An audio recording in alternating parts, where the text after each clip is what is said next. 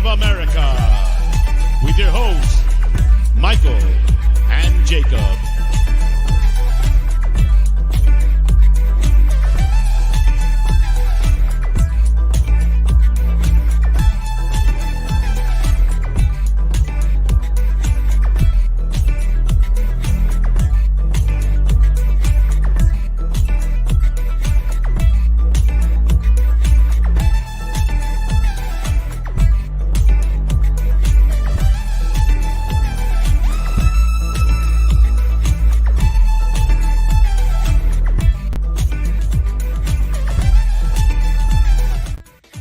Yes, people, big ups. Welcome back to the channel. We are live with episode 149 of the Untitled series. Good morning from El Paso, Texas. It is just past 10:24 in the morning. Wow, a little early if you ask me, but how are you doing? Hope you're too blessed to be stressed. Off the top, let me apologize for the lack of content the past few days. I think this is day 4, day 3 days, something like that. Got a lot of stuff in life that needs sorting out, so apologies. Was taking care of all that, so hope you are well. Again, I try to bring you these shows in the best state of mind that I can be in, and if I'm not in the best state of mind, then I just don't want to do the show, so we'll put that there. But I hope you were well. Welcome in. Obviously, a lot earlier than usual. I know it's kind of crazy. It's kind of weird. But my wife's schedule dictates as such. So if I didn't do it now, I wouldn't have done it at all. So if you are on live, big up yourself. I don't know what's going on right now in the YouTube world. So there could be a bunch of people live. There could be nobody live. But I appreciate you being here with me live right now. Chewy's here. Chewy's right there. Chewing on him. He's awake, so he's chewing on his toes. People say the thing that's a fake dog back there. It's not. He's real. Thursday. Wow. The week's flying by. There's been a whole bunch of stuff.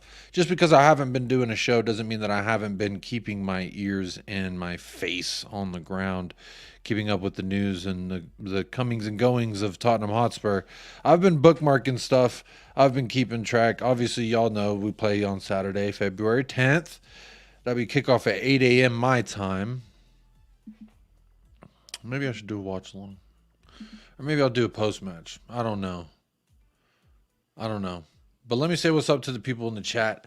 Make sure y'all do get your opinions in the poll. Hit a like on the video. Or don't. It's all up to you. The world is your oyster. The question for today. Thoughts on Sonny playing this weekend.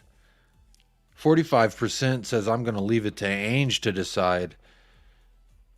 30% says yes, he has to play. We need him. And 21% says let him rest. I'm sure he is tired. Well, I'm sure he is tired, but I would assume that he would be ready to play. Had they gone through, I would assume his body would physically be ready to play in the AFCON final, which I believe is Sunday. So more or less, he should be good to play. But that's why I left the option there if you want to leave it to Ainge to decide. That's kind of where I'm leaving it. Excuse me one second. I want to blow my nose. I forgot to blow my nose before the show.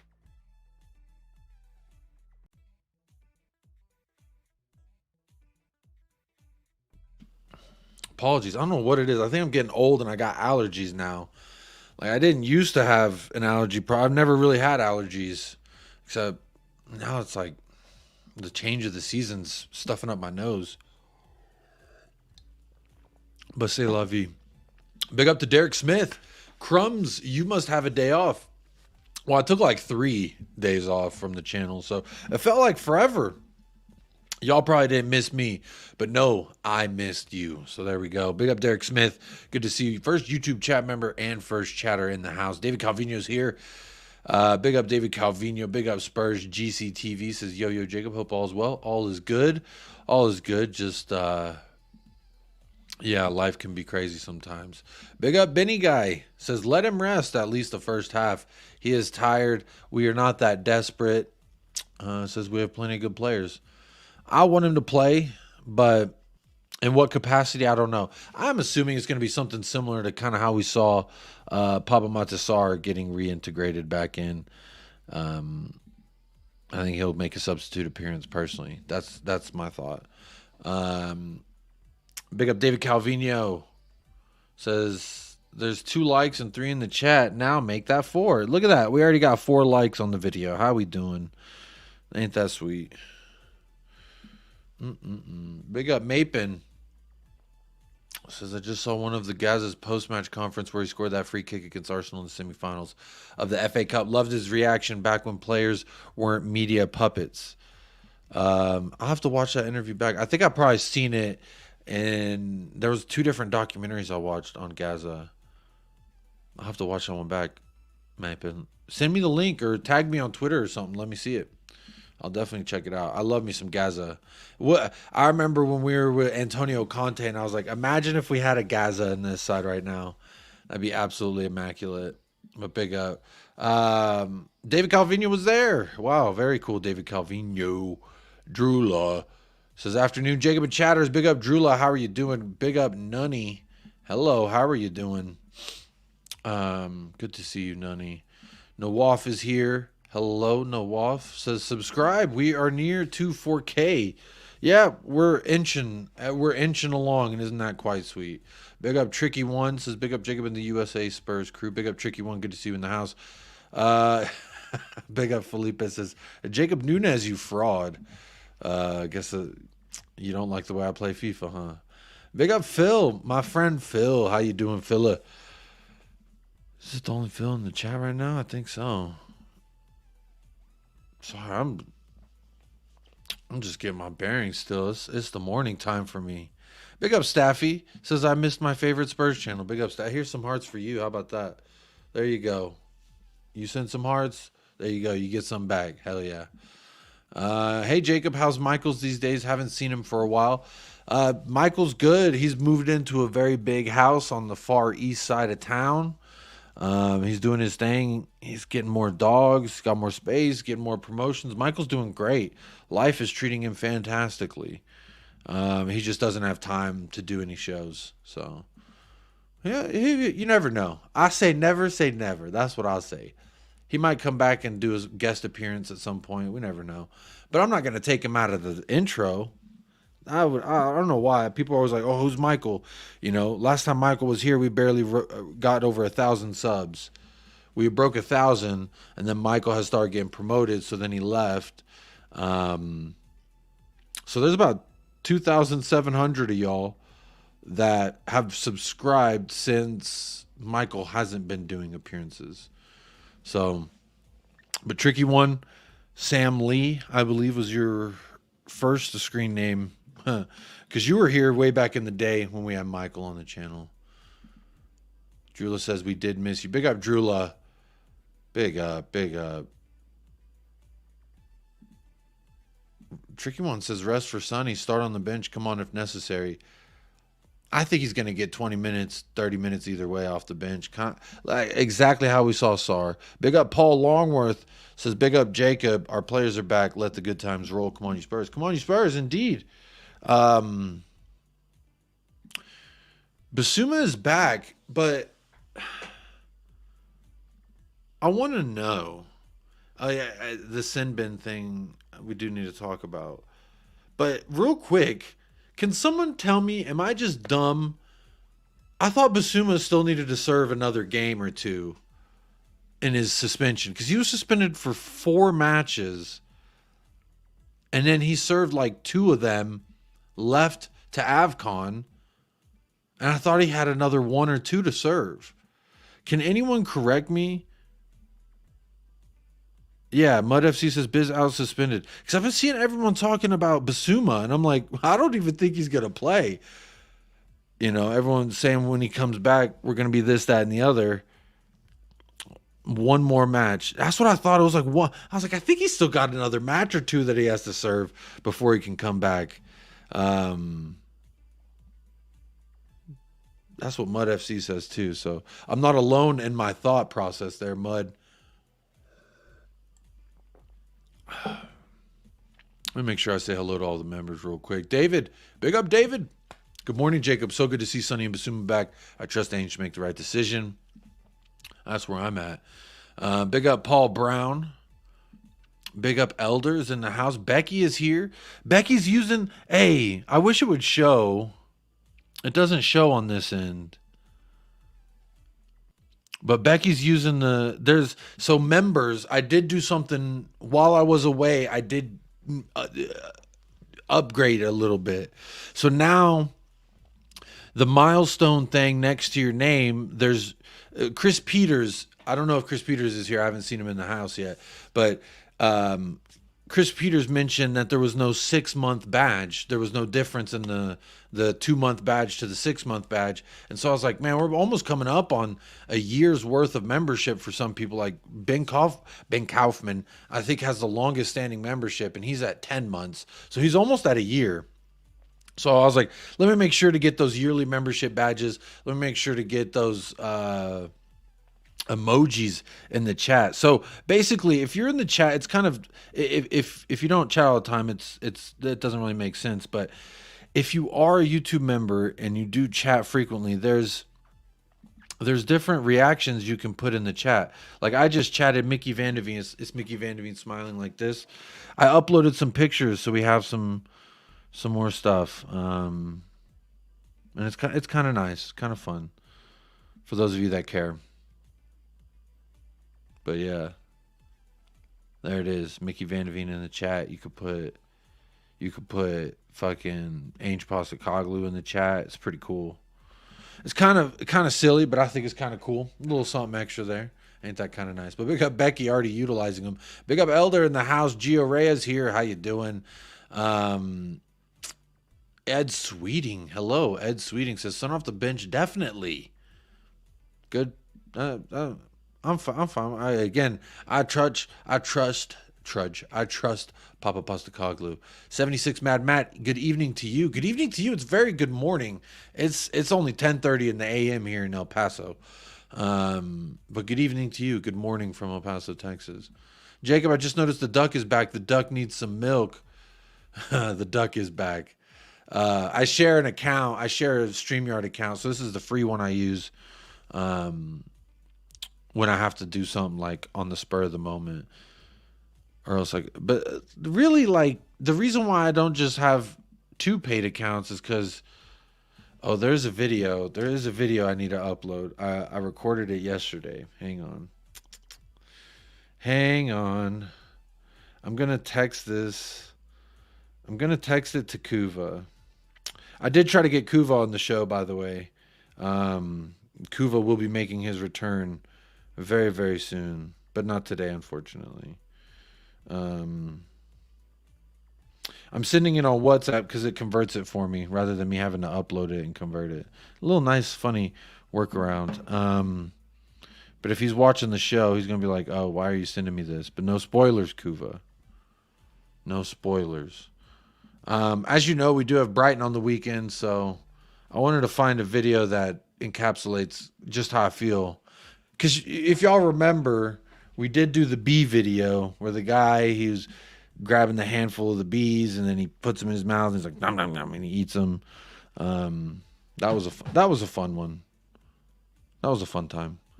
But now I have something different for you all.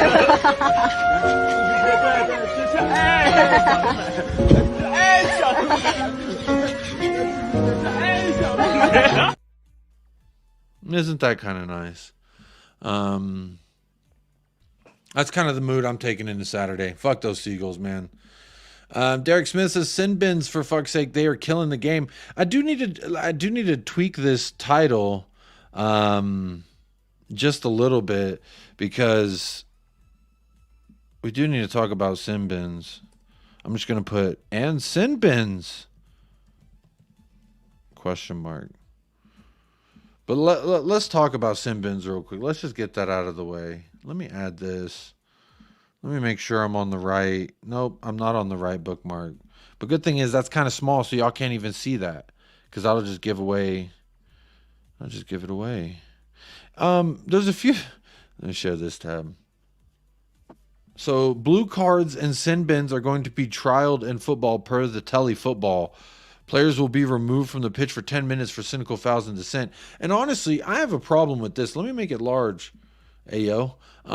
For those of you, I wondered why they used Romero getting sent off versus Chelsea. Why did they use that picture? Bleacher Report football, you absolute frauds. But yeah, it says blue cards are going to be introduced.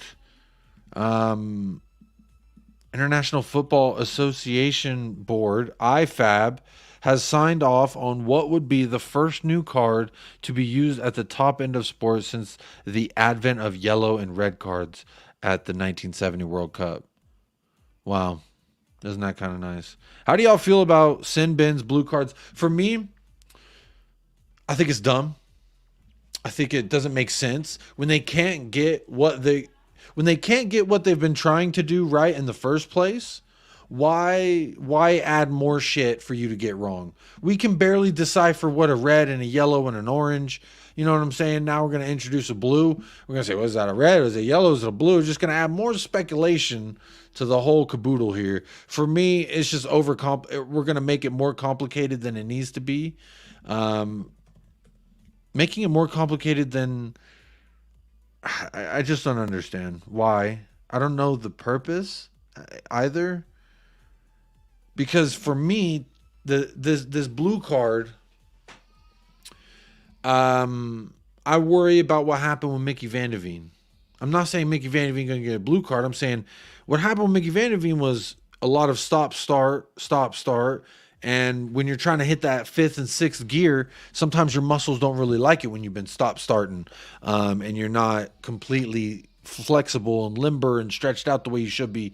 For me, this is just adding something that can either be a detriment to the game and or be a detriment to players' health. To me, it makes no sense. I don't understand why. Let me see what y'all are saying. Becky says, "Send bin, go for it." Maybe I don't like the sin bin idea. My preliminary thoughts are that I don't really like the idea of a sin bin.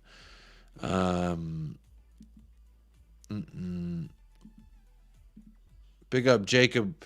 Question: now we have practically our best players back. Do you think we will push on now? Push on how? What do you mean push on, Dan 30? Push on to what? Push on to challenge for top 4? I felt like that's always been pushed on. I feel like now that we have Sonny back, we have Madison who looks to be back. Oh, he's so nice to see when he's back. Yeah, we should be able to push on. Look, we're still within shouting distance of my goal. And some people are going to say it's a little silly, but I would love for us to finish higher than Arsenal, to finish higher than the people. Sorry, my brother just texted me. My oldest brother never texts me. What is this?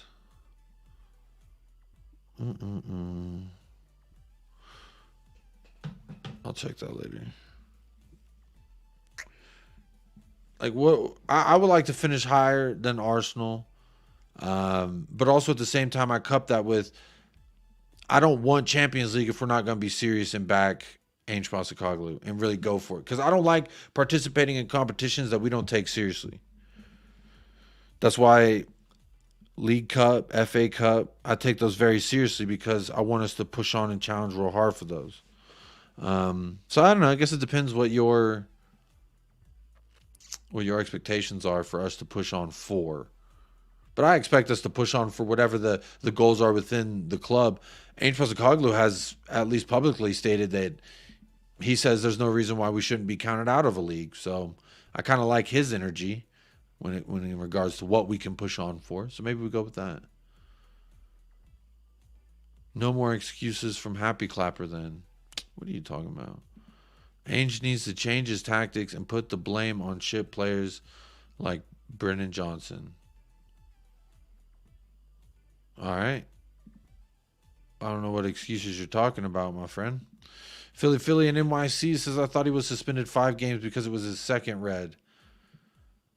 it was a accumulation plus it was his second. So he gets 3 for the accumulation and 1 for the second yellow. So I thought it was 4 Philly. That's to my understanding that Bissouma originally got 4 and I thought he served 2 of those. So then he has 2 more to serve now that he's back. I don't really know. John G says Biz not suspended. I'm fuming. VAR's dumb. Sinbin's dumber. I don't know about Sinbins. Hey, Hansi G. Oh my God, morning from Australia. It's 4 a.m. here. You are early. Yes, very early. Apologies. But pick up everybody in Australia. If you are watching us back on playback, hello, how you doing? Turning football into hockey now. What the hell? I didn't think about it that way, but that's a good point. Carl Girk. Morning, Jacob. 4:30 in the morning. I don't think Biz should start ahead of Sar or Benny. His form has been ordinary since around 8 anyway. Carl, what I would say is there was those first 9 to 10 matches that we had with Bissouma where he really did look the part. I really thought that this was it. You know, we're finally clicking on. And then I don't know what it was. It was like since that Luton game, he just ain't been the same. But for me, Bentancur hasn't really impressed me all that much either. He's had some good, some bad. For me, when you look at who's done the most for us this season, I think it's debatable. Heavily debatable. I don't know. We'll see what the best 11 looks like. But in the midfield, when we had our best production, it was Papa Matasar, Yves Bissouma, and James Maddison. I think them 3 had a nice little thing going. Then you take Sar out of it. Then Bissouma looks shit. And then he goes to do the thing at Luton. Then he comes back and starts looking bad. Bentancur has been... He was fantastic when he first came back. Then he got injured. And then he rushed back. And this thing where we're rushing back from injury, I'm starting to get concerned if maybe that's not helping the players be 100% to their ability. But I don't know. I don't know. If Bissouma is not suspended, I'm starting him.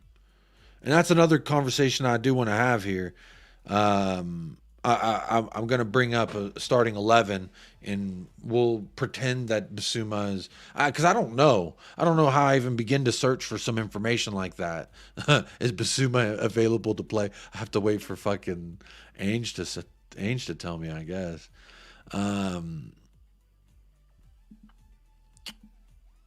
John G says, no, Bissouma can play. He already missed 4 games. Everton, Brighton, Bournemouth, and Man U.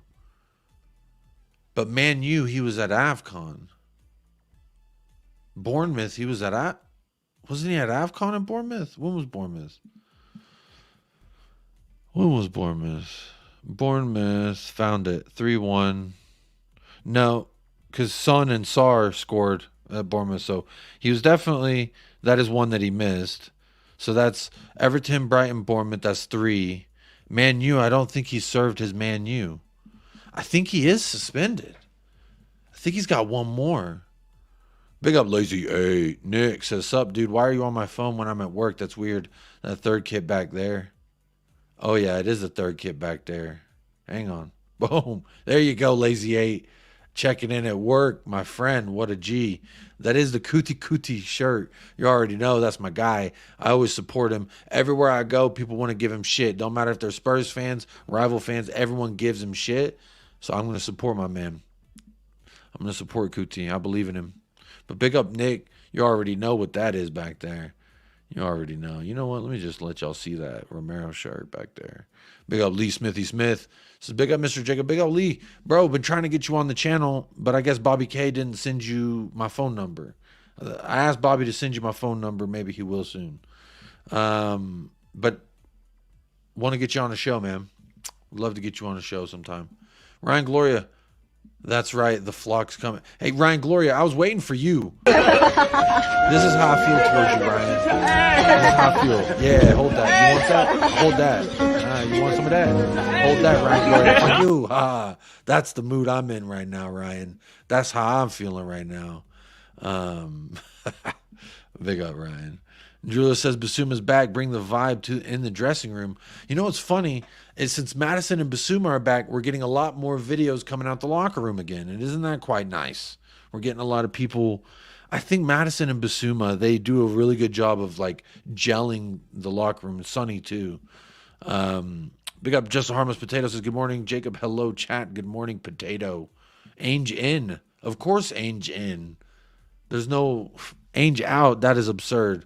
Don't tell me you're Ainge out. You'd be crazy. Yeah, them goals need to do one. Did you hear there'd be a blue card? Yeah, that's what we were talking about. I just want to get y'all's opinions on it real quick before we move on. I feel like we need to get a handle on VAR first. It's kind of my thought. It's like we don't even do the offsides, handballs, penalties, yellow card, red cards. We're having trouble getting those right as they are. And then we're going to add another element. I think it's just going to make it a lot more confusing. 10 minutes is a long time as well. Yeah, it really is. I got a new subscriber to my YouTube channel today. That's 4 to watch one video. Interesting. Drop your link. I'll subscribe. Drula says these rules are getting ridiculous. Here we are. Here's everyone talking about the blue card. I am behind in the chat. Apologies. Blue cards are nonsense. Yeah, I don't like blue cards either. Like hockey. Blue card for diving. You know, Hansi G, I'm actually pissed because since Bissouma got sent off for diving, I've seen so many fucking people dive and not one of them have gotten sent off. And that is actually that actually makes me very mad. It's a disgrace. No, I'm not going to play the clip. I was about to, but I just realized I don't want to see his face. Refs playing Uno. Big up Cursor. That's a great comment. They're out here fucking, hang on, which card? Here's a blue one. Here's a yellow one. You might as well just get a fucking orange card too while we're at it. What are we doing here? It's going to be a nightmare in the stadium. Can you imagine? It's going to be ridiculous, honestly. How many blue cards until you get sent off? Like, what if you get 3 blue cards and you miss 30 minutes of the match? Can there be substitutions during the blue card? It's starting to get confusing. Yellow cards could be used to send players to the sin bin for 5 minutes. 10 too long for my life. All this is getting crazy. It's like the U.S. election. Blue states and red states. God, don't remind me. Big up Chelsea Blue. Hey, that's a good reminder. Make sure you do hit a like on the video if you want. Big up Chelsea Blue and Blue. Arrival here, hitting a like. There's over 90 people here tapped in on the early show. Big up to y'all tapped in on the early show. Appreciate that.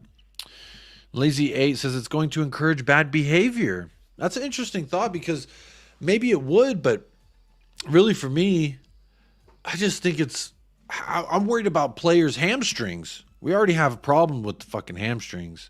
Last thing we need to do is have them stand there for fucking 10 minutes. Can they kick a ball on the sideline for 10 minutes? What are we talking about? I don't understand. Maybe it says, can someone clarify for me, is Bissouma still suspended? That's the $1 million question, my friend. Like I said, the past few days that I haven't been streaming, I've been trying to listen to people and everyone's talking like Bissouma's back, and I'm just holding in the back of my head like, I don't think he is. I'm pretty sure Bissouma still has at least one more match that he has to serve. Maybe I'm wrong. I could definitely be wrong. But Mapin, I'm sorry. Hey, you came here thinking you're going to get answers. You might be leaving with more questions. You might. We're 7 points off the top. That's nice. The goal is to win the title. You guys got only a game per week. Could we? Can we? How far are we off the top? Liverpool have 7 points on us. But it could potentially be if City win their game in hand, which Brentford at home, they'll be 52, so we'd be 8 points off the top. I don't think this title race is as alive as we want it to be, y'all. I mean, of course, the goal is to win the title. That would be the overarching idea. But I just don't think with the January that we had as much as I like the outgoings and appreciate the Dragowski and the loan signing of Timo Werner, who now has the same amount of assists as Gabriel Jesus, I think that we would have needed more, personally, to actually challenge and go on a run of any kind. I just worry that these same problems are still here, regardless of who's starting. We still have a lot of the same problems that we haven't fixed yet. And it won't be fixed until, because we are still, there's a great video that I want to reference, and he hasn't been on the channel in a while, and it's Paul with the Hotspur Hippie. Because, actually, I want y'all to watch this. So, there's a few things that he says here.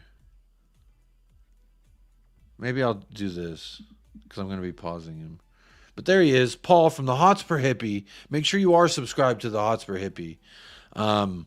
You know, I was kind of down the past couple of days. Life, Tottenham, a lot of shit going on in my life. If you know, you know. But a lot of shit going on. And I just, sometimes YouTube is a funny little bitch. I'll tell you what. Sometimes YouTube come around and start blessing you with something when you didn't know that you needed it. This is a great video, a fantastic video that from the Hotspur Hippie. I'll put the link to the whole video here. But Paul, this is why I love him on the channel, because I feel like he constantly gives me a feet to ground type moment. Okay. So if you don't mind indulging me in this, if y'all have seen it, you might know exactly where I'm going with this. But hey, big up. Hey, I appreciate you popping in and hit the like. Big up, Register Kev. I'm catching up on these comments here, just moving it. Yeah. There's something, he's a happy clapper though. I don't understand what you mean by this. I don't think he is. But I want to reference this video here. Big up Martin. Says hopium. Yeah, a lot of hopium going involved. Look, big up Martin. Big up Martin. Look, I just want to reference this video with Paul for a second. I'm going to skim through some of it, but there's a lot of messages in here that I feel like I personally needed to hear. Paul's going to copyright strike me, the bastard. He might. Talk show on the internet, and I finally had a bit of time to have a little look at some bit of pundits and a little bit of Spurs here after our devastating 2-2 draw away at Everton. And the conclusion I've come to is finally here, according to everyone. What do I know? According to everyone else, it's Spurs-mageddon. Oh my God, what are we going to do? Vicario's flaky. He's a pushover. He can't defend set pieces. In fact, Tottenham can't defend set pieces at all. We can't score from set pieces. We can't score. We're letting in goals everywhere. What's going on? We're playing the high line. It's suicide football. It's suicide football. So he's going on saying, you know, that he's seen a few programs around and people are very much like freaking out that we drew versus Everton. And for me, I've been pissed off. I've been so pissed off. Yeah, there he is. You mentioned copyright strike. Here's Patty Hartnett, the man himself. What's up, Patty? My Limerick Spurs brethren. How you doing? Big up. Hope you're too blessed to be stressed. Look, I'm bringing up Paul because he encapsulates a little bit of how I was feeling after this Everton match. If y'all tuned in on Sunday, it was the vibes from the day after, and it was the show that I did. You know, just trying to look back at the game and how I'm still feeling. And honestly, I was not feeling real good about everything. I was feeling pretty fucking pissed and upset still 24 hours later. And I wouldn't say I was going as far as to say it was Spurs-mageddon, but Paul goes on to say here, bollocks! What are all these people on about? What are they on about, man? For a start, only Liverpool and Arsenal have scored more goals than us. So I did want to stop there because I remember, yeah, Potato was here. I tuned in and I was real pissed at the media guy. I was Millsy. If someone's related to that guy, I feel bad, but I was I was pissed because he said it's a good point at Everton, and God, that makes me so mad. I was going pretty tough at that guy, but we should have won. We played 90 minutes of football and we won that. It's 94 minutes that we couldn't hang on, that extra. And that's the part that just kills you. Like, it made me feel very much like, you know, it was upsetting to me, and then all the noise that I'm hearing going around this is like, oh, Ainge is naive, we play suicide ball. And then I'm starting to wonder, like, am I wavering in my own belief of how we play this game and in my own belief of where we could go? Carl Gurkey just commented on an old video. Why aren't you in the live chat? I just happened to us versus Spurs. Matip own goal. Sorry, Jacob. You got a point. At least we got F all. Yeah.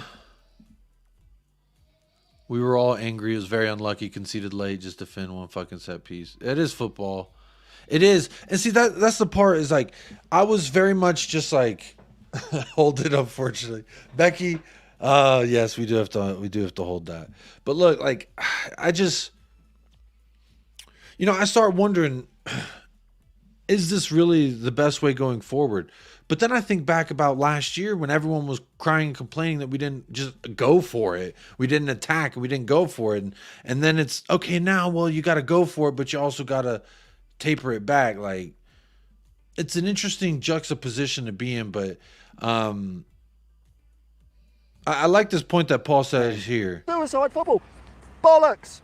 What are all these people on about? What are they on about? Because I was very much on about our set pieces, that we were getting bullied by Manchester City, and since then on our set pieces, Vicario gets a little bit bullied. I didn't think that this makes him like a bad player by any sense or stretch of the imagination, but I just thought that it more felt like indicative of a bigger problem that we hadn't really quite solved yet at Tottenham. That's kind of what I was thinking.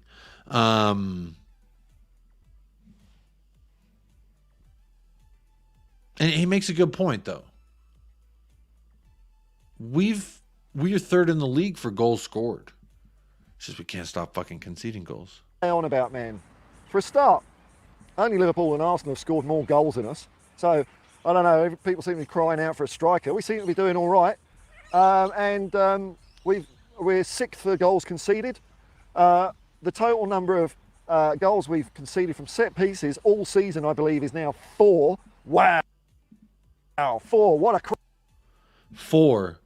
So this is the part that I really wanted to reference here.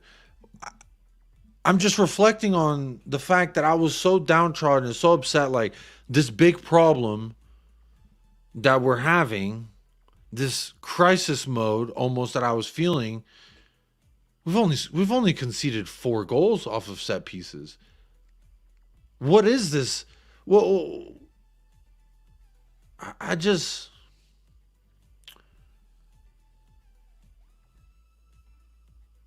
yeah, I think about it, and I just, when these kind of matches feel like you win that match, that is indicative of a mature, challenging side. And when you drop points like this, it feels like it's indicative of Spurs of last year, Spurs of yesterday. And I'm not talking about just under Antonio Conte. I'm talking about in total. I'm talking about since Pochettino, Jose, Nuno, Ryan May. When we have, again, it makes me think of West Ham at home. We're up 3-0 and we fucking concede 3 in like 15 minutes. And I know it's not the same. It is away. But it's that same feeling that it feels indicative of things, a problem that we've had for a long time. That one that I thought Ainge would come in and immediately change. And maybe it's on me because I got a little impatient in my belief. You know, I get up here every day, every other day. I know I took a fucking 4 or 5 day break just recently. But if we... I saw Chewy. I think he's running in his sleep. I saw his feet moving back there. Maybe I need to be more patient because I get up here and I talk to y'all. I talk to myself kind of, and I just believe so much in what we're doing. I believe so much in this build, this starting of a build of this. Like, I've said it many times that I don't really think it's a rebuild, because in order to rebuild, you have to have had something substantial there before. And in a sense, we haven't really had that. So notice I say in a sense. I want to see us get to a point where we're challenging, like what all the things that Ainge says, challenging on all competitions that we're in. And you know, yesterday I got hounded on Footy Judge Mo because I said I would almost rather get Europa League than Champions League in Ainge's first year, because I legitimately think that is a competition that we could go on and win. Like, I legitimately believe if we even have the minimal investment in Ainge's team, we play Europa, that is a competition we have a legitimate chance of competing in and winning. That Ainge would take seriously and we have a legitimate chance of competing in as well. Champions League, I feel like there's not enough that the club will do for our team in the summer. If we get Champions League, I don't feel that this is just my feeling.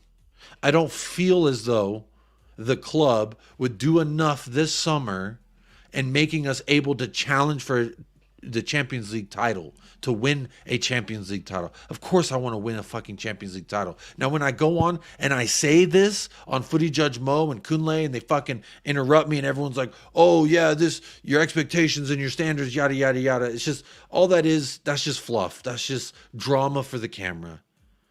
Again, I'm looking big picture. I'm looking for now and for the future. In this one summer coming up, I don't see us ever investing the amount of money it would take for us to genuinely challenge a Real Madrid, a Manchester City, a Bayern Munich in the Champions League. These top teams in the world. Inter Milan. AC Milan is in their down period and they stomped us last year. I just feel like, for me, I like playing in competitions that I can win, that I have a chance to win. Now, I know someone commented saying, oh, by this standard, then you should want to play in the Championship and not the Premier League because you have no chance of winning the Premier League. And I say phooey, because until we mathematically can't, we can win the league. Probability would say no. In fact, actually, I think that they did a mathematical, some kind of mathematical grasping of this. They gave us a 0.1% chance to win the league. According to Opta, Tottenham have a 0.1% chance of winning the Premier League title.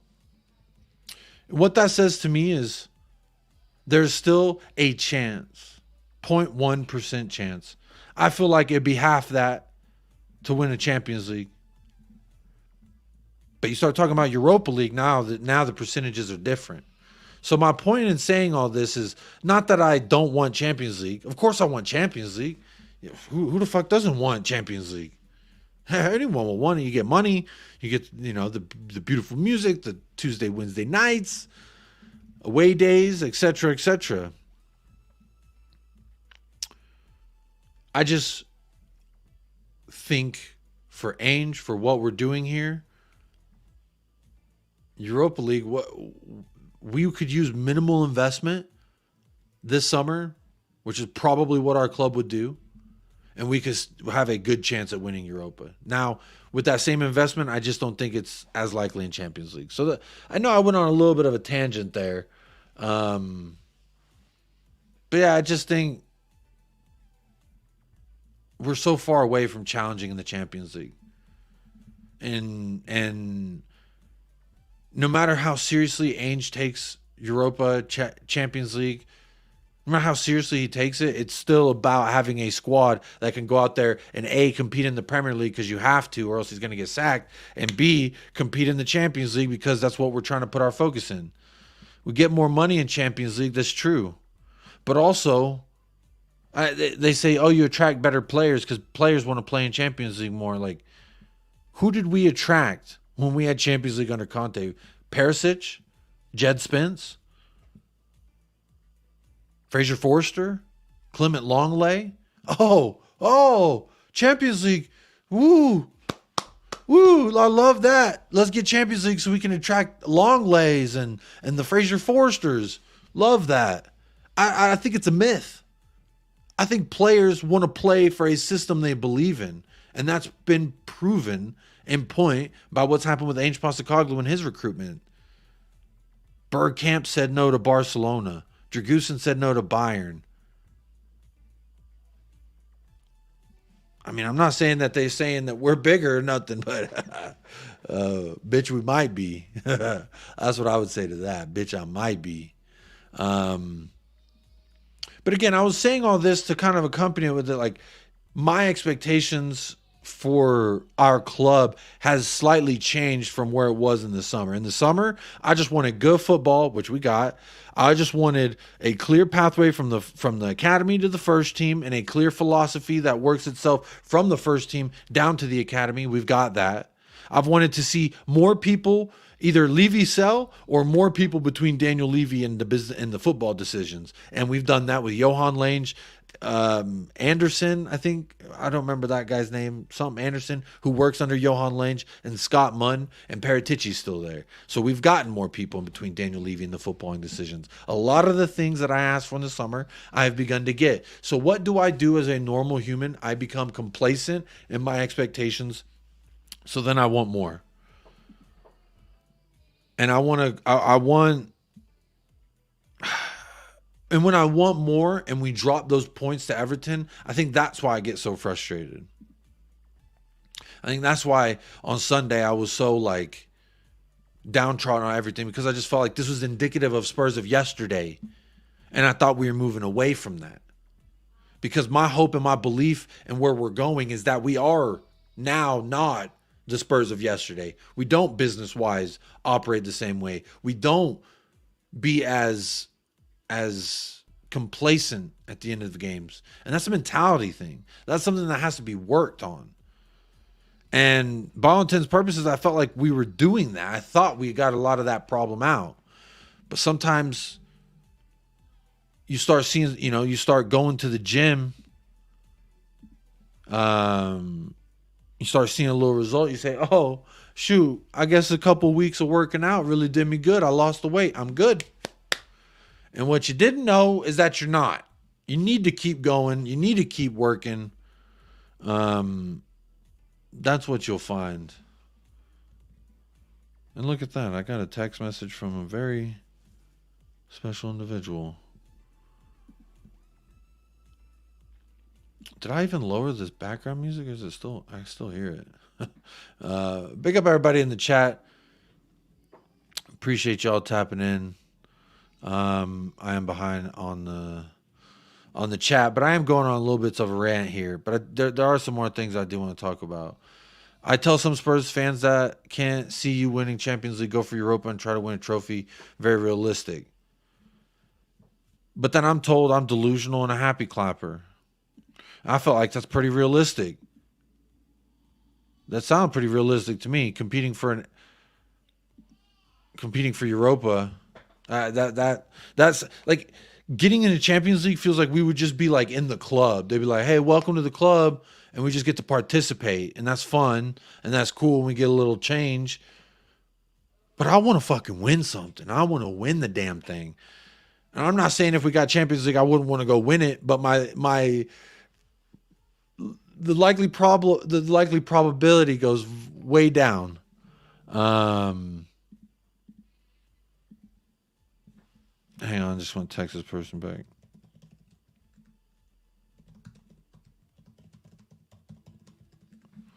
There you go. The only bathing Ainge messed up badly this season was in the League Cup. Well, I don't even think he messed up that badly in the League Cup. He rotated 9 out of 11 players, Aaron. He rotated 9 out of 11 players right before the window closed to see who he could use and who he couldn't use. And we did get some people out before the window closed, like Davinson Sanchez, who did start that match. And to me, I think that was a statement more so than a messing up, in my opinion. Jason Bell says, I'd rather be in Europa next season. We could get fringe players some real time in the group stage, and we could go on to win the tournament. I agree. I feel like that's something that we could definitely go and compete for. Imagine players doubting Ainge's methods as much as fans do. The fan base also needs to be unfaltering and have winning mentality. Too many peeps freaking out like Chicken Little. I like that. Some people do act like the sky's falling. And to a degree, I felt like that's how I felt on Sunday, was that like, all of a sudden, because we drew to Everton away, that like my belief was wavering of some kind. Yeah, I agree. It is totally cool to criticize. Some people just freak out for the sake of freaking out. I don't understand why. Just try drop down, bro. You guys could do with the money with your stingy. Oh, so you're saying get Champions League and then do what? We get third place in our group. You go to Europe or something like. You go to Europa. Is that what you're trying to tell us to do? Maybe that is what happens. But it would be our luck. Like the year we had it with Conte. Of course, we make it out the groups. We had a very weak group and we made it out the group. I agree with you. Top 4 is not a trophy. That's what I'm saying. Like top 4 don't mean anything to me, because what does top 4 mean? And all the things that people say it should mean for me: more money, attract better players. We had that, and it didn't do much for me. The money thing, I don't see any of that. We're assuming that money means that somebody gonna invest it. And I don't think that necessarily means that is going to be the case. And I hear my son's having a difficult time out there. He's hopefully it's not coming across too bad. Hey, Fat Slugs, are you okay? You seem real worked up. And I've never seen you in the chat before. And you're over here. Yes, we won the Good Football Trophy, bro. No one said it was a trophy. I don't know what you all caps him for. But hey. There we are. You always aim for Champions League. You aim for the top, just like Ainge does. Yeah, I mean, that's probably the aim, but I'm just saying from my perspective, I would rather see us in Europa because I feel like we could go on to win that. Now, aim for Champions League. Well, aim for the moon and you might land on the stars or whatever. Yeah. Top 4 isn't, but there's only one Premier League title winner, and it's usually City. Unfortunately so. Was it Kid Rock who said that? I don't know. 2nd to 4th is signing up to be fodder. Big up McCloppin. You got a new photo. Deadpool? Are you a Wrexham fan? What is that? Get UCL and drop down? I wouldn't mind that. Fat Slags? I would not mind that. Sin bins will be exploited as always. Stop messing with the game. I don't agree with it either. Revenue-wise, the money is in the Champions League and not the Europa League. When you're a self-sufficient club like us, Champions League money is what Levy only cares about, unfortunately. Again, and Daniel, this helped remind me of my other point, why I don't really care for the Champions League. Because if we go on and we get Champions League, if we got that, I feel like that signals to Daniel, I've done enough. I've done enough to get what I wanted to get. And then he can continue to minimally invest. Whereas if we get Europa and we don't get that money, then it says there's still more I need to do to this squad to make it better and make it competing. And that is my other point as to why I want Europa over Champions League. Because I don't want the signal to be to these owners that they've done enough. Because they haven't yet. I hope that they continue to do what we've done. Lucas Bergvall, I like that bit of business. Hopefully it turns out to be like a Papa Matasar, Destiny Udogi type piece of business. I like it. I'm not upset with it. But I'm just saying, I don't want there to be the signal like, hey, Daniel, we've done enough with this squad because, look, we qualify for Champions League even with the minimal. So let's continue to just do the minimal. I wanted to see, dang, we just need a little bit more and get over that step to get what Daniel's goal is, which is what we all know is he only cares about Champions League. But if we can kill two birds with one stone, I think in a summer where we don't get Champions League, it tells him, A, I need to invest more to get to my goal, to get to Champions League. That's what I'm hoping that's what the message would say to him.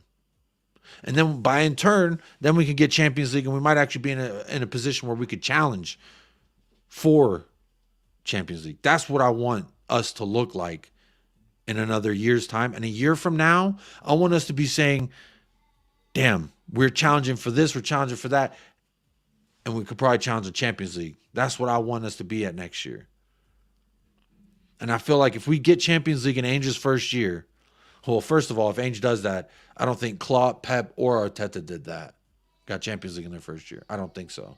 Correct me if I'm wrong. I'm sure you will.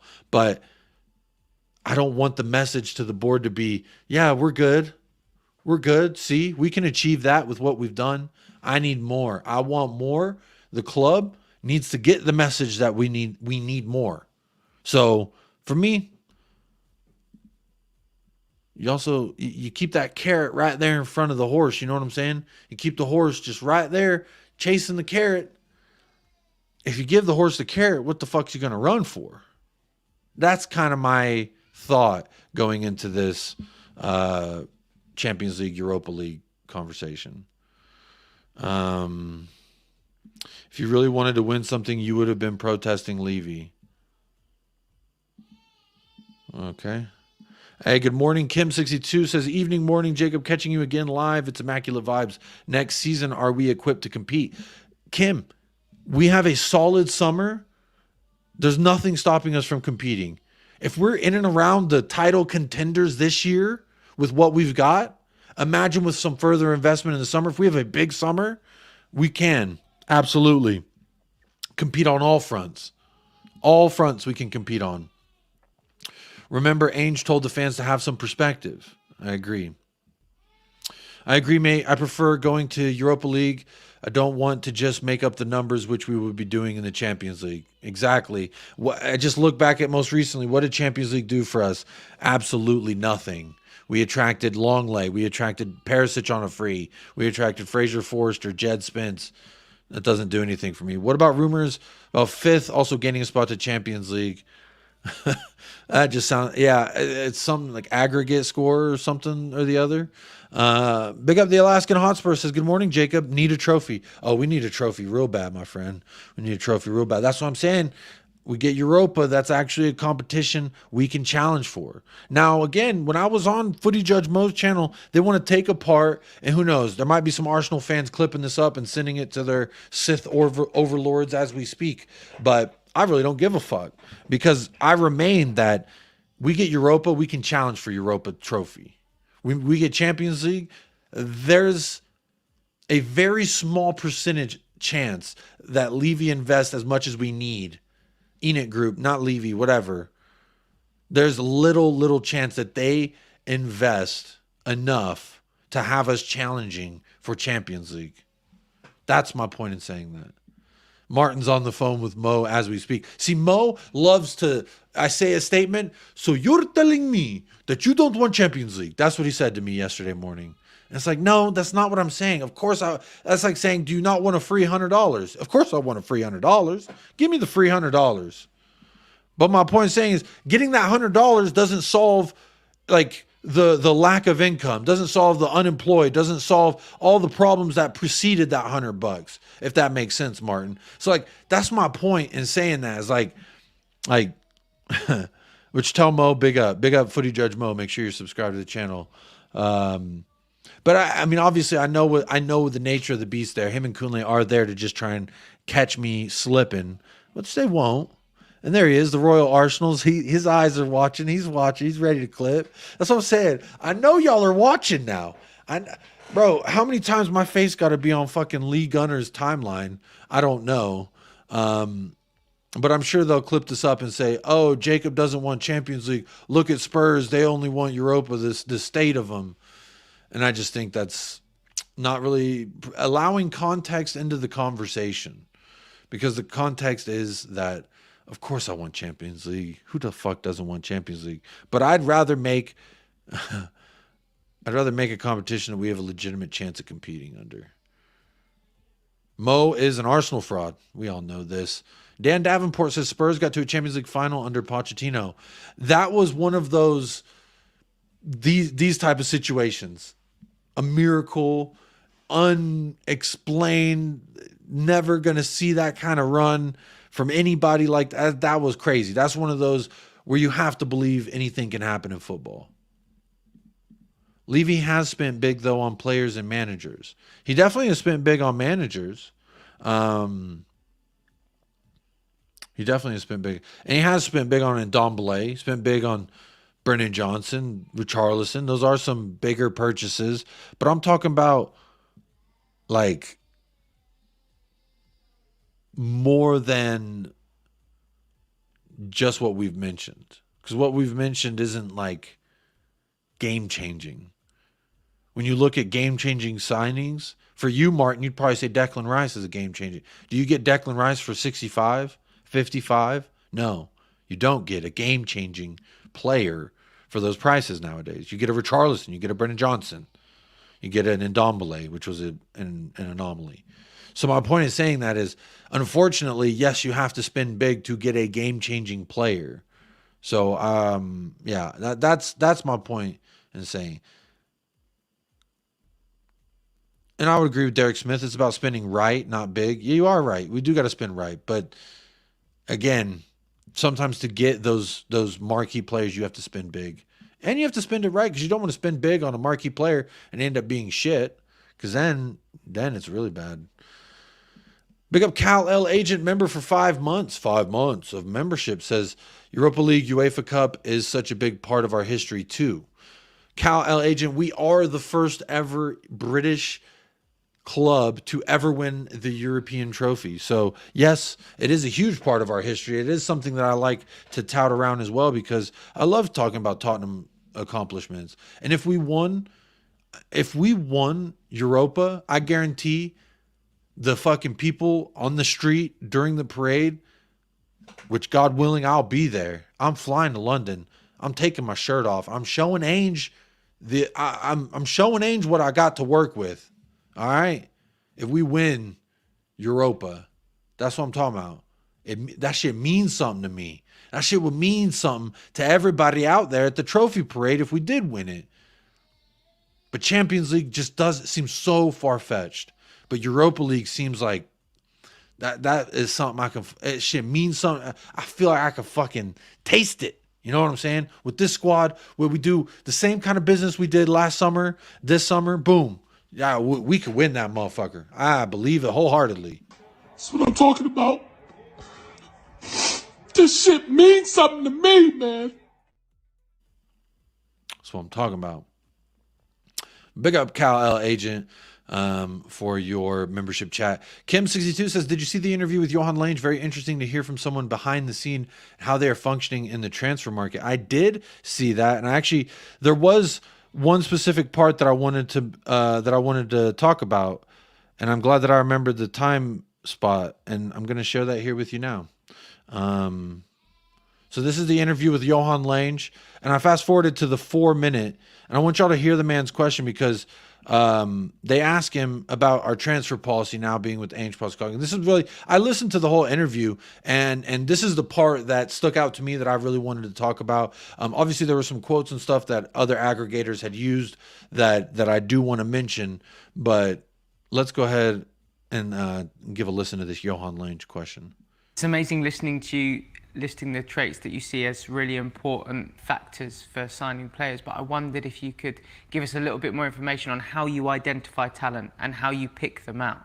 It's very important when you... So the question was, how do you identify this talent? How do you pick them out? He had preceded this by talking about, talk to me about the Werner signing, talk to me about the Dragusin signing, and then it's, how do you come to find these sort of signings? when we are out there watching and potential new players that they fit stylistically with the style of play, but also with the personality, the group that we want to build here. We are very fortunate to have a head coach in Ange who are crystal clear in how he wants to play, how he wants to train, which kind of personalities he's looking for to build a squad here as well. So when the scouting team and myself are out watching players, we know exactly what we're looking for. We are completely aligned as a club, how We know what we're looking for. We are completely aligned as a football club. we want to build the squad over the coming years, which is hugely important. But this is not only about Ange or myself. You know, this is a club strategy. This is club alignment, and Ange and I have been brought in different roles to execute this. Why? So that last part there was extremely important, and that's the main position here that I wanted to talk about from that video, which was, he said, Ainge and I have been brought in to help this club alignment in the manner in which we are doing this business, is to build a squad for now and later that is aligned with what we're trying to do here with Ainge, but Ainge is also a part of finding that alignment. So for me, this is big picture stuff. Rival fans don't like it when you talk big picture stuff because A, because it's probably pretty boring for them and they don't want to think about that, and B, no one wants to think about if the future's bright for us. No one wants to, you don't want to look at that, right? And yes, Lange was at Villa before, and he started in November. So all the winter activity was, Lange had a hand in it. I think that was the main part that I wanted to take away from that. So, but I did see the Johan Lange interview, and I thought it was very interesting to hear just kind of the way the pecking order and the philosophy that we're setting up. It's not, let's just buy these players for Ainge. Let's buy them because it fits this model that we are building. So I hope that we continue to do that. Look, we are over an hour on the stream. I forgot. I was ranting when we went over an hour, but we are well over an hour on the show. Do me a favor real quick. If you are still here, clearly you're enjoying the content, whether you're a Spurs fan or not. Make sure you are hitting a like on the video. Participate in the chat. I see 94 votes in the poll. Let me see what the likes are at. 84 likes. That's only 10 people. That's actually pretty good. I was going to say, what are we doing here? Why are y'all do me like this? But you know what? 10 people haven't liked the video, but they did partake in the poll. So you know what? That's actually a pretty decent little ratio there. But the polls have heavily swayed since I last checked. Thoughts on Sonny playing at the weekend? 40% says yes, he has to play. We need him. Overtaking the previous #1 place, which is in second now. The answer, I'll leave it to Ainge to decide. 21% says let him rest. I'm sure he is tired. And 2% says I'm a rival and I prefer him to not play. And that's understandable. If I was a rival, I wouldn't want Sonny to play either. But I hope he does. I hope he does. Arsenal have less European trophies than Ipswich Town. Oh, no. The Royal Arsenal's here. He's getting cooked. What's going on here? Business plans take a lot longer than fans think. Derek Smith, and this kind of ties into my overall point why I had Paul up here. Let me share his beautiful face again. When I had him up, this all ties in because I think, again, I was starting to get a little bit ahead of myself. And I like to call it the McDonald's fans. You know what I'm talking about? McDonald's, that fast food. Let me order, get my food, put it in my face right fucking now. You know what I'm talking about, Derek Smith? That reluctancy to be patient. And I was falling victim to that. I was starting to be like, well, why are we still showing signs of yesterday, Spurs? You know, we got to do this. And then, you know, there were some good points here from Paul. And I'm gonna thumb through it a little bit because, but he goes on in this video to mention that we are still at such the infant stages of what we are trying to do here, that for me to be 5 steps ahead of where we could be there, but I'm already here expecting this, whereas we're still here at the beginning stages of it, and maybe I'm being a little impatient. Maybe that's Arsenal fans' fault, applying the pressure, saying my standards are low, and then I start getting impatient. I don't know. Derek Smith says, I don't like the stream, and I don't like until the stream ends, just in case someone upsets me. That's understandable. That's understandable. Again, you can like when you want, how you want, whenever you want. All right? Big up Eagle MMA. How you doing? Yeah, Derek, where's the link for your channel? Paul Tucknot, arguably top 3 last names in the YouTube world. Tucknot. Let me see your Tucknot. Says, Jacob, remember, everyone is scared of us. If not, why don't win nothing? All they have in fear, chest out, and ride their crap. Hey, they're all going to keep talking, and they're all going to be worried. And that's what I'm saying is, like, they're so quick to jump on every little mistake. You realize how my phone was acting when Everton equalized us? People were blowing me up like we just lost. And it made me feel like we had lost. Like, and it felt like a loss. I'm still feel like we dropped 2 points because we played 90 minutes of football to win that. And we could have. We should have gotten a third and a fourth and really seen it off. And then who gives a fuck if we concede in the last? But I want to bring this up.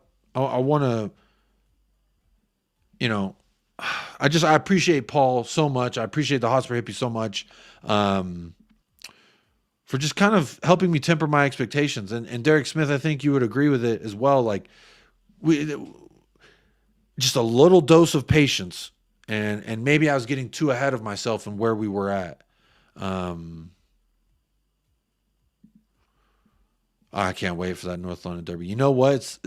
When we play Arsenal next, it is at the most inopportune time.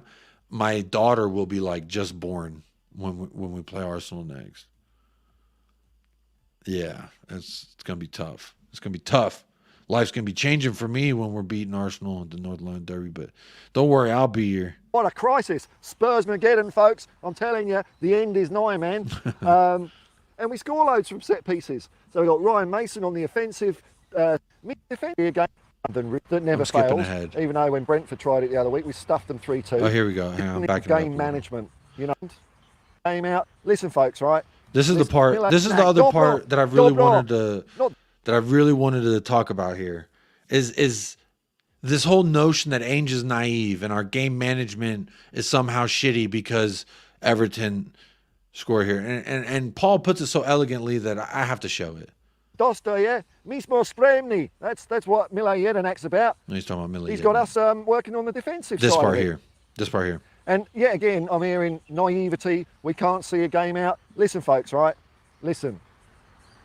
If you're of the mind, you want to see a bit more safety on the pitch, a bit more game management, running to the corner flag, spending a bit longer on the ground than is really necessary, because you actually think seeing out that this the is a game, foolproof basically. tactic that never fails, even though. So he basically is, talking on the fact that a lot of fans were saying, "Oh, we were naive in our game plan. We didn't hold up the ball long enough." I was up here bitching at Brian Hill because he in the 87th, 88th minute, instead of controlling the ball, dribbling, which is the one thing he's good at doing, instead of doing that, he just booted it to the opposition. Then they end up driving it down later, and then that's when Kulusevski gives away that foul, and that's the foul that they end up going. So I see what he's saying.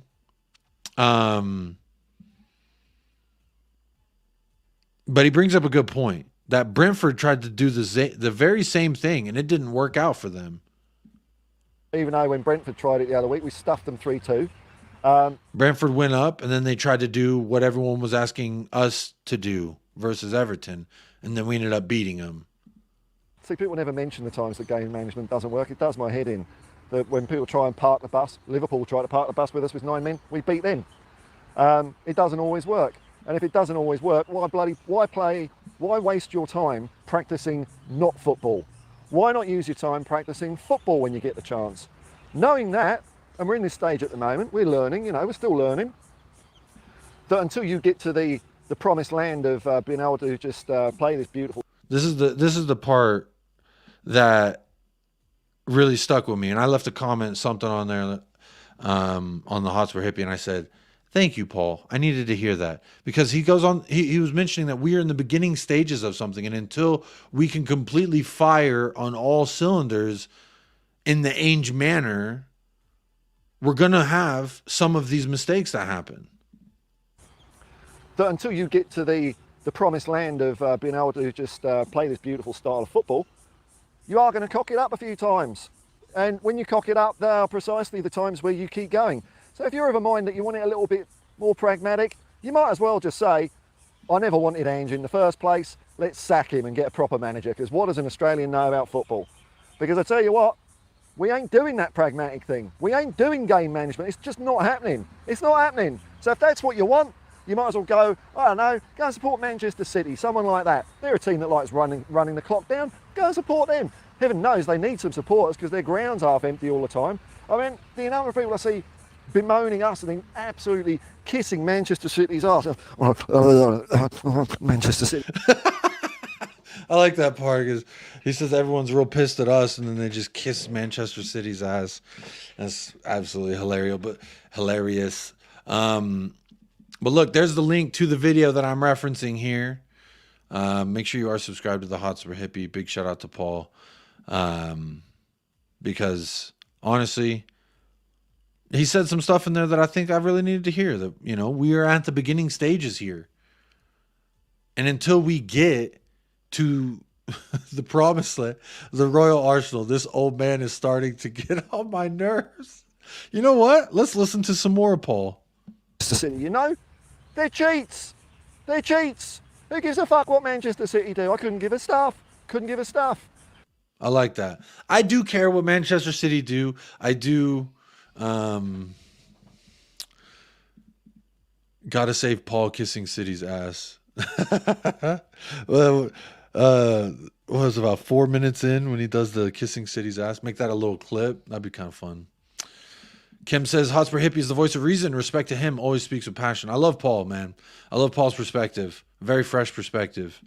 One that I would say a lot of people don't share, but that's what makes it so great to me. And as I've said before, right, and I hinted at earlier, the only way you're going to get better playing attacking football is to play attacking football. If you decide at some point, I want to emphasize that the only way you get better at attacking football is to play attacking football, not to do attacking football and then the last 20 minutes of the game say, well, there it is, we attacked, let's just fucking sit back. And that's another point. Again, this whole video is just fucking facts. Like, this is one of my favorite videos that he's done in a very long time. Paul is a very wise man. I agree. Big up Paul. How can we play attacking football and then for 80% and then the last 20% say, no, we're not going to attack? That completely goes against the whole attacking football. And it just lies into the, I guess, the game management being non-night. I don't know. We haven't got the right players. Well, then you end up like Ten Hag and his bag of cack, don't you? This team's a bit too good, isn't it? This team's a bit too good. Let's go back in our shells a little bit. Or, we're 1-0 up. There's only 75 minutes to go. Let's try and shut up shop and just see this game out. None of that. It was 75 minutes out. Let's just set up shop and try to... Paul's just so fucking on point. He's just so on point. Like, I don't know how to... That's what I'm saying. Is like, I had to play this video because he says it better than I can. I'm pretty good at articulating things sometimes, but Paul just fucking... When Paul wants to, he is Michael Jordan with the words. All right, so let me back this up a little bit. Their shells a little bit. Or, yeah. We're 1-0 up. There's only 75 minutes to go. Let's try and shut up shop and just see this game out. None of that is bloody well happening at Tottenham Hotspur. So if you don't like it, piss off. Because I'm fed up with every time we get a result that isn't a win. I'm fed up every time. I have a little listen out there. We're too naive. I hear the same bullshit time and time again. You might be able to get away playing like that in the A-League. you know, all these little countries, this little Angloid brain, Englander mentality. Oh, you can get away with that playing in the A-League or the J-League or Scottish football. I mean, it's a waste of time, isn't it? Scottish football. Who watches that? Well, I bloody watch it, and it's bloody entertaining. But you can't do that in the Premier League. No, you can't do that. Because, like, you know, because we invented football, and we've got the best. We only won the World Cup in 1966, just once. Well, here he is. He's just ranting about English people. You know, England's the home of football. That's why no English manager. He's won making the a Premier good League point that since Howard Wilkinson. That English Bloody fans are saying that they're the best. They know the most about football, and they ain't won since 1960, whatever. So, I don't know. It sounds like England could do with importing a bit of bloody expertise, because I don't know what the fuck they're doing themselves coaching-wise. You've got Eddie Howe, and even he's under pressure. I don't know why. So, you know, that's what people want. Go and get yourself a nice continental manager. What do you want? What do you fancy? Someone from Germany? Spain? Italy? Well, we can't have an English manager because they're crap. We all know that. We all think that England is the best place for football, but we all know that all the coaches are shite. Same old bullshit. And you know what the good thing about this is? Because I've been following Ange, not as long as I've been following Tottenham, but I've been following Ange a long time. And he has had this every single job he's had. Every single job he's had. People always, when they talk about the A-League and J-League in Scotland, they always miss out the bloody World Cup, don't they? Where we played like that and did well, you know, for Australia. But everywhere, Brisbane Roar, no, we're not good enough to play like that. J-League, how's Ange going to go over there? He's not going to be very good there. It's attacking football. Look at his first season at Yokohama. It wasn't very good, was it? And then cha-ching. Scottish football, though. It's only Rangers and Celtic, isn't it? It's just Rangers. That's all it is. Like it's bloody easy to manage in Scotland, one of those teams. Oh, my Lord. I don't understand where these people... Have they got like 500 coaching badges? I mean, that's no guarantee, because there's so many coaches in the world. Some of them have got shit. There is some coach managing the bottom of the bottomest division in the world somewhere who's absolute arse. But, you know, you'll hear his opinion more than, you know... Fat Slags, no, he doesn't have makeup on. He's just that good looking. And also, he would not support Arsenal if Ainge went there. Because if you missed the part where he said, I've been supporting Ainge for a very long time. Not as long as I've been supporting Tottenham, but for a very long time. Just listen. And you wouldn't have had to even worry about him supporting Arsenal if Ainge went there. Big up Spurs Ninja. How are you doing? Big up Paul. Yeah, there's too much anger just negative headspace, negative connotations, negative tones. Like, it's always, oh, I'm right, you're wrong. Oh, if you think this, you're an idiot. If you felt this way, you're an idiot. Like, it's too much of that, man. And that's honestly why I needed a fucking break this past week. I took 4 days off the channel because I was just tired of it. Just tired of all this bullshit. And no, he didn't only make his channel because Ainge went to us. Stop lying, Fat Slags, or I'll fucking block you, or you can leave. Because he was literally on my channel before Ainge even got hired. So you're just lying out of your ass. And you don't know why he started his channel either. I do. I know why he started his channel. I'm not going to disclose that. If you care, you can go back into the first streams that he did on that channel and find out why. But he's been very honest about why he started. He didn't make his channel because Ainge went to us. You're just fucking lying. No more lies, okay? Fat Slags, you're allowed to be however you want to be in the chat. Just don't fucking lie. That's one thing I don't like, is people who lie. I said Ainge got to stick to his philosophy, but the amount of injury time goals we are conceding is a problem. Concentration levels need to improve. I agree. I don't think that is Ainge necessarily not helping them improve in that instance, if that makes sense. I don't think that us conceding an injury time is because something that Ainge tactically said for them to do. I think that we concede an injury time because, one, mental lapses, concentration levels, like you said, they do need to improve. But Ainge has also said, like, I tell the players what to do before the match, and then during the match, that's on them. He said, I hated hearing my manager yell at me. We already came up with the game plan. Now it's up to us to go out there and implement the game plan. And this is true as well. Lisa, Paul was on Irish many times as well before Ainge came into the picture. Just lies. Just lies. That's on the team. I agree. We need to, you know what I think will help with this, Daniel, is having Son back, to be completely honest. Having a guy who's going to fucking yell at them, clap at them, say, come on. So, Yeah. Big up Paul with the Hotspur Hippie. I did put the title, his YouTube channel in the description of this video, the Hotspur Hippie. Please do, if you haven't already subscribed to his channel, make sure you are subscribed to the Hotspur Hippie. I do love me some Hotspur Hippie. Ange Postecoglou. No, there's a lot of shenanigans happening, and this isn't limited to England. It's in the press here as well, man. Australian media can't wait to cut the guy down. Every loss, they're like psychos over here, the press. We have a bad result, and it's like, oh, Ange shown up, blah, all this crap, and then we win. Ange Postecoglou scintillates the footballing world with his devil-may-care blah blah blah blah blah. I'll tell you what, it's like going out with like a French chick or something, you know, crazy in the head, crazy in the bed. They'll love you 1 minute and then slash your tyres and put bleach on your clothes and throw them in the street. That's what the Australian press is like. So you've got to block all this out. And Ange has been blocking it all out for years. I don't think it's something that particularly drives him. But when he does succeed, he does like saying, you know what? You lot thought I was a joke. The fans didn't think I was a joke. And that's what I'm hoping about Tottenham, you know. From what I can hear, the fans that are going to the grounds, the people I speak to back in England that are still going to games, they're excited still. They can see what we're doing. They can see what we're doing. It's just internet twats like me, you know. It's all clickbait, controversy, everything's doom and gloom.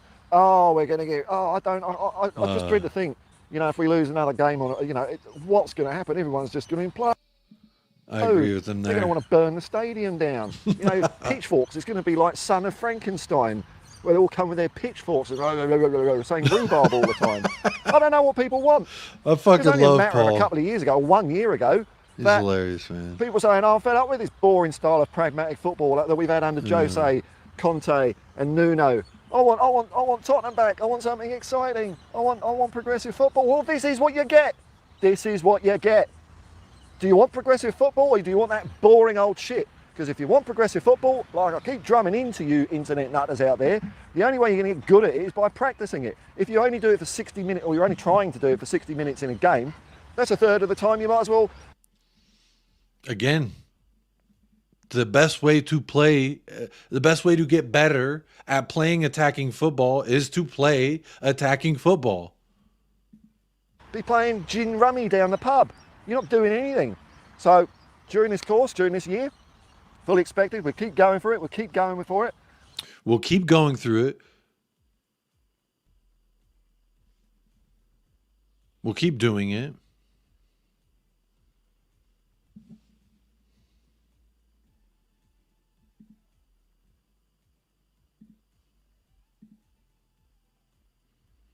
Paul is absolutely a great follow. Sorry, I was timing out Fat Slags there. He just can't stop talking shit. Yeah. Here's the thing. I only talk about channels and people whom I have the utmost respect for. So when you come here and you lie on the people whom I respect and love, and then you get on here and you try and promote people whom I hold the opposite opinion to me, you're just a shit stir. So you can hold that time out, my friend. Think about your decisions. And again, it's not even about it being, bro, there's certain people in life you just steer clear of. I'll leave that there. And now they ain't going to work. And I've seen best Spurs teams. Sometimes champagne football just doesn't come off. But that doesn't mean you give up and start playing 10 at the back and, you know, have a bloody steel cordon around Vicario. I mean, how many goals has that guy saved? So that's the last point there that I wanted to touch on from Paul was this is going to not always be pretty. There's going to be games where I walk away fucking pissed because we conceded in the last minute or we allowed too many chances or we weren't clinical enough. But this is the part of the infant stages of playing this brand of football. And I would say if we're a year from now still having these same issues, then this is a conversation we have to bring up again. But I think all these things absolutely get worked out. The more that we continue to work this style, sooner it'll happen. Big up Luca 14 says, hi to you all. I think it's just a case of poor ball retention by us. In the last embers of the game, United, Brentford, and Everton all were pressing our goal and the time added on. Exactly. Big up Gabriel says plan A, attack. Plan B is go back to plan A. Absolutely. Big up VCats. Calimera from El Paso, Texas. Calimera, my friend. Paul literally lives and breathes Spurs. I love visiting Paul's stream to talk to him about Spurs, music, and life. Such a great bloke. Yes, he is. And again, you can find the description for Paul, the Hotspur hippie, and you can find his channel, rather, in the description of this video, is what I was trying to say. Exactly. We were so upset last year for the style in which Conte played, and now we're too attacking. I mean, you just sometimes can never win with these fans. You know, c'est la vie. But look, I am going to do this now. Let's build our lineup for Saturday before we get on out of here. Look, I've already gone through the trouble of putting some names in already. Hang on. There you go. As you can see, I got Vicario in net, Pedro Porro, Christian Romero, Van de Veen, and Udogi completing the back line. Richarlison is going to be starting as striker. Timo Werner is my expected start at left wing. Now, I've left these four open and up for grabs because this is where you in the chat are going to help me out here. What? I'm going to put Madison, because that's an easy grab. And I don't need y'all to tell me James Madison, because he's going to be there. Make that bigger. But now the question is Bentancur, Kulusevski, Brennan Johnson on the right wing, Papa Matessar, Højbjerg. What are we going to do? You know, there's a lot of situations here. I don't know. I'm still of the mindset I would like to see James Madison, Kulusevski, and Bentancur. But if Sarr's ready to go, we have to find a way to put him into this side. Big up Faz Radfar. Big up Paul. Absolutely big up Paul. Stateside says Kulu back to right wing. Sarr, Bentancur, and Madison. Sarr, Johnson, Sarr. We've got a lot of Sarrs. All right, so Sarr's getting in. And I would agree with this, because I think no matter which way we shake this coconut tree, the coconut that's always going to fall out is we need Papa Matessar on this right-hand side. Because what he does here on this right-hand side is when he is Pedro Porro, when he goes forward, Papa Matessar covers that space in behind. And these big gaping holes that we had, you clean all that up by putting Sarr right in front of him, because defensively, he is an immense talent. And our build up plays from the back as well. There's a lot of times he's doing a nice little passing triangle there with Pedro Porro, Romero, with Pedro Porro, used to be Bissouma as well. And even if it's Brennan Johnson or Kulusevski. But look, I think Papa Matessar has to start. We don't win if we don't start Papa Matessar. I think we've won one game when Papa Matessar has not started. So you got to start Papa. You got to start me some big Papa. Sarr might improve Bentancur. That's the hope, right? I mean, I don't think Bentancur has been as good as he should be. I don't think he's been as good as the level in which we hold him to. Manchester United was good, but since then I haven't seen him play real good lately. Bentancur and Sarr. Kulu on the right, says Mike. Hey, y'all, hit the like if you're enjoying the vibes. Big up Talking Beer, reminding everyone to hit those likes. Hit those likes. No reason we shouldn't be on 100 likes. And I'm going to refresh and see. And I'm going to... 115 votes in the chat. 107 likes.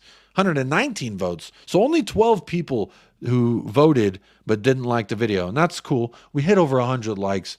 You know what? And that's kind of nice. So big up to everyone who did help make that possible. Absolutely free. As an absolute free way to help grow the channel, to help say, hey, appreciate you, Jacob. And you can also comment. That's free. Share the video. That's free. All them things are free. So do the free thing. Or you can be like Cal Agent, member for 5 months. Next month, Cal, you are eligible for the new badges for your 6 month. Because the 6 month, I put a different badge, I think.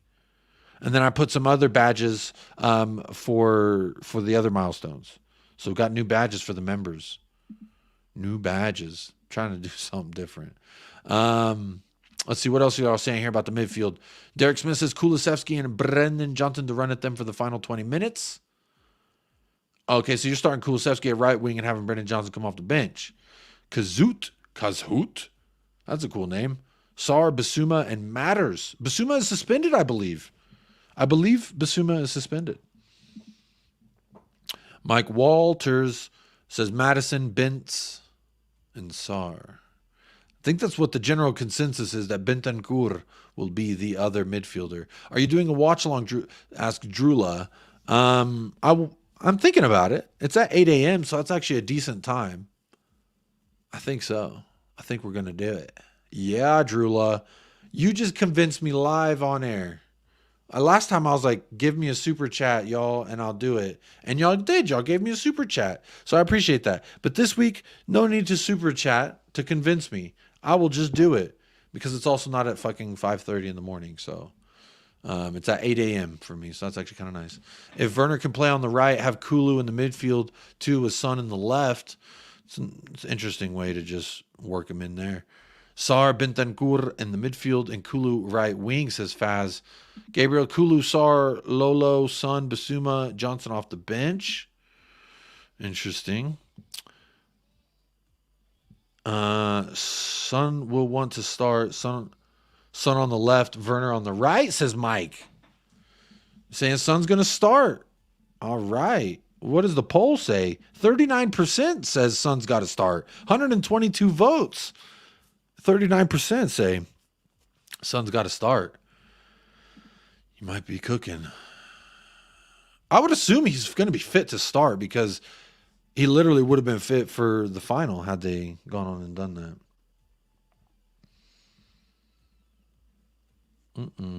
Injury recovery isn't always linear. BINS needs minutes in his legs. Maybe that's why he hasn't been as good. Faz Radfar says smash the likes button. VCat says same as me, Jacob. Suddenly I have allergies. Could be because I'm getting old and stressed due to being constantly sleepless to take care of the baby girl and work. Hey, big up VCats. I think you're way behind because this was very early on in the show in which I was addressing my new allergy thing that's going on. I don't know why I got allergies. I think I'm just getting older and getting allergies. But congrats on the baby girl. That's awesome. And tell her Kalimera as well. Well, I guess Kalispera for you out there in Athens. Van de Veen said after Everton game, they practiced set pieces, but lost their head during the game. That's on players, not Ainge or coaches. We still clearly need more time to learn the system. Big up Elliot. I appreciate that. I did not see that quote, but that's a very good shout there. I just realized something. You're the Udogi guy. Yeah, I am. The Udogi guy. Bissouma isn't suspended, but who knows how his malaria is affecting him. The pictures were that he was training with the first team. Hang on, let me see.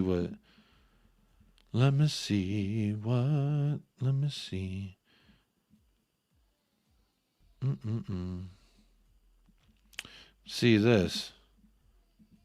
He has the penny, and he was training with the first team. I like unbraided Bissouma. It's kind of nice. Free him up. Free his hairstyle up. I'm sure he's going to get himself twisted before the kickoff, but look at Bissouma smiling. Honestly, the malaria, per Ash P, who we had on the show about a week ago, she said that there's two different types of malaria. There's the kind that fucks with your head, the kind that fucks with your body. And the one that fucks with your body is the one that basically like you can come back in 3 weeks from. The one that fucks with your head is a more serious one. You can like, if it gets seriously enough, you can see like have hallucinations and stuff. And I do think he's on a ban still. Bissouma's been cleared. Bissouma is still on a ban. I think he's still on a ban. Big up Daniel Sandoval. Mount Everest Hotspur says Son can be a good sub for this week. I feel like Ainge is not going to start him. I think so too. I think Ainge is going to want to protect his man. We all know Son's going to want to start. If you ask Son what he wants to do, he's going to say, put me in there, coach. I need to lead my boys. Bissouma isn't suspended. I feel like he has one more. I feel like he has one more. Do I see 115 likes already? Yes. Sonny played a stupid amount of football at Asia Cup. He'll probably come on at halftime. It's a good shout there. I think, for me, I think he's going to come on after half. Sonny. Benny Guy says, I kind of want to see Timo and Son link up at the same time. Hope we can see a bit this weekend. We could probably still see a bit of that.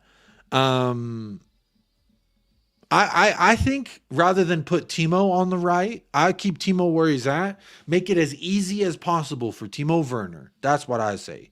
And if you keep him at the left, I'll put Son on the right. Why not? I think he can make those same runs, and he could be more lethal in the final third. Now, also, what is the likelihood that a certain competition wouldn't call for maybe benching Richarlison, playing Son through the middle, and then Brendan Johnson on the right? See, I don't know. Bissouma is not suspended. We are very 50-50 here. And, you know, you would come to a show on YouTube and be like, hey, maybe that guy's got the answer. But guess what? I don't. I have no idea. To my simple math, he still has one or two that he still has to serve. One or two more games, I thought. But I don't know. You must have had a great view of that. Wow, unbelievable from the back. Yeah. Jacob may do the games in the Premier League, even though he was at the AFCON, not count towards Bissouma's ban. I think they do. Jacob may do the games in the Premier League, even though he wasn't at AFCON. Even though he was at AFCON, not count. I think because he's gone, he's not on our registered numbers when we do the squad. So I don't think they count. So Manchester United wouldn't count. And I think that's where the discrepancy is. Grown men being trolls. It's kind of funny, isn't it? Feel like Kulu's going to be our right wing, says Mount Everest. It's a few votes there for Kulu as the right wing. Bissouma was cleared when he was away. The fact that he played for his country is not his fault. The fact that he was not allowed to play for the club, should he have stayed at the club? I don't know. Bissouma is back. Are you mad? John, he was suspended for 4 games. And to my math, he served 3. I don't think that's very mad. Hey, big up V-Cats using that Destiny sticker or emoji, whatever it's called. Hey, he's super fresh in that. Hey, he's super, super fresh. Derek Smith says he served the final game of his 4-match suspension and the 1-0 win over Burnley in the FA Cup on January 5th, although at this point he had already joined up with the Molly squad ahead of AFCON. He had already left before United. Didn't we play?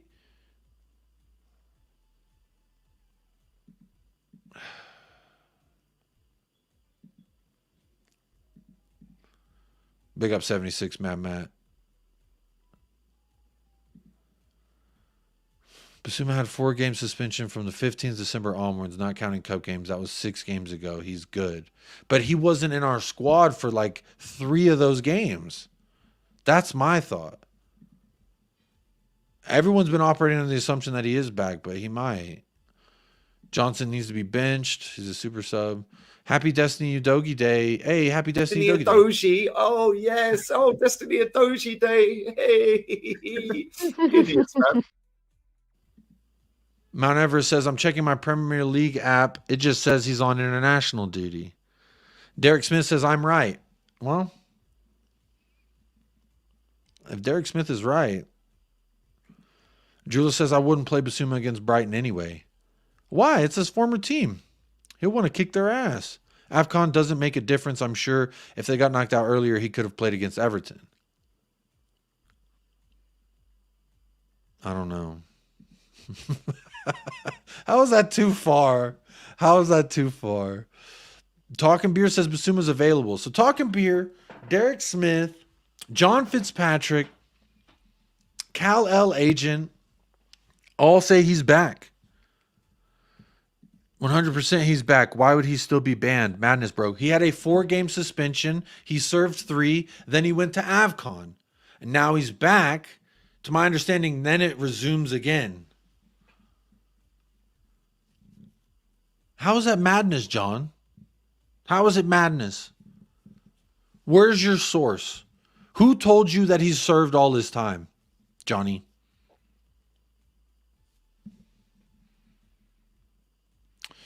Tell me. What's the source? Where's the source? FA Cup match against Burnley counted towards his ban. Did it? Yes, play biz, says Ryan Gloria. You don't want that smoke, Ryan Gloria. That's what I'm saying. He was gone. By the time we played, he was gone. Jason Bell says Bissouma's ban is over. It didn't matter that he was on international duty. It would have mattered if he was injured. It's done. So it doesn't matter if he's injured. Doesn't matter if he's at... Send me the... Here we go. Dell just sent me a link. This is what he sent me. Fuck off. Tottenham star cleared to return to the squad for Brighton this weekend. Seems Tottenham fans will get to see Yves Bissouma in action again this weekend for the first time in over a month. The midfielder has returned to the club after international duty and has reportedly been past fit to play on Saturday. I'm not concerned about his fitness. I'm concerned about his suspension. Since exiting the tournament, he'd been playing through malaria. We knew that. Bissouma, they don't say anything about his suspension. Just says that he's good to go. Yeah. I don't see it. They just say that he's fit. But they're also operating under the assumption, Jacob, can't believe you don't know the rules. How many times have we had a guy get accumulation at the same time that he gets double yellows in a game, therefore equating into 4 match suspended, and then he leaves on an international tournament? To me, it pauses once he leaves on an international tournament. That was my understanding.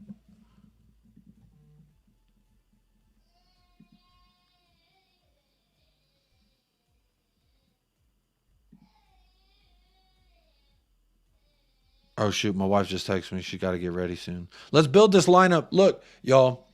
What are we saying? We got to move on. If he's available, he's available. He's not suspended, says Ryan Gloria. Ryan Gloria, this is for you as well, because fuck Brighton. This is for you, Ryan Gloria. That's for you, Ryan Gloria. That is all for you, Ryan Gloria. But let's build this lineup so I can end the stream. My wife is texting me. She's got to go. So for me, if Bissouma is not suspended, I'm starting Bissouma. All right. I'm starting Yves Bissouma. Absolutely. Give me back the midfield that was working so nicely before the injuries and etc. And then I'm going to go with Kulusevski. I'm going to put Kulusevski as the winger. I think he gets a start because he got benched.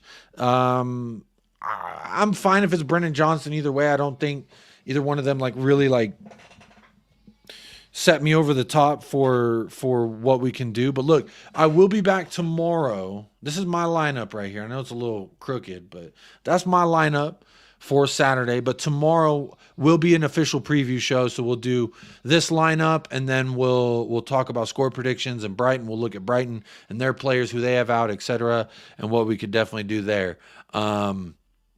Yes, fuck those Seagulls. Fuck the Flying Rats. That's the mood that we are taking into the weekend, y'all. Look, we got it over the line with Brentford bees. I showed the video of the guy fucking, he gets the bees and he eats them and spits them. So I think this will be play the former Seagull. It'll be good to see Bissouma. I love me. Bro, Bissouma at Brighton was some different kind of gravy. I would love it if he can pick that back up. But look, y'all. Let's assume if Bissouma's good to go, Bissouma gets the start for me. If Bissouma's suspended, then you know what? Yeah, exactly, Daniel. Need a Seagulls video. Bro, I just played it. I played it 3 times. VCats, I'll play it one more on the outro for you. But look, y'all, that's going to do it. This is my lineup. In the comments, if you're watching this back on playback, in the comments below, let me know what your predicted lineup is and what you think. But also, I want to say big up to Cal L Agent using his membership chat for 5 months. All the memberships, I'm going to say the members sponsored today's show because there were no super chats, but the members... Y'all super chat my heart. How about that? 131 votes. I'm going to end it there. 40% says, yes, Sonny needs to play. Jacob, it's not the rules, more knowing the timing. Yeah, I guess the timing. I'm not. Big up, just caught up. Jacob will catch the replay. Big up VCats every single time. Calimera from El Paso, Cali Spera to, I should say. Big up Jay and Kalinikta from North London. Drula, I said Kalinikta to my taxi driver when I was in Greece, and he was like, sir, I don't know you like that. Please don't say that. He saw it as like, I'm tucking you in, Kalinikta. That's how he saw it. And apparently I was very wrong in the way of doing that. If it helps, Charlie Eccleshare clarified it the other day in a tweet if you want to see it yourself in a reply. Okay, cool. I'll have to check that out. And I trust y'all. Enough of y'all got in here saying he is not suspended, so I'm believing y'all. Hey, big up Ridwan. Good to see you, man. It's been way too long, my brother. I do have to end the show. My wife is texting me. I love y'all very much. Until next time, I need y'all to do me a couple more favors. We'll see you tomorrow for the official preview, but do me a couple more favors. I need you to stay fresh, stay blessed, up the lads, and come on, you Spurs. Quiz.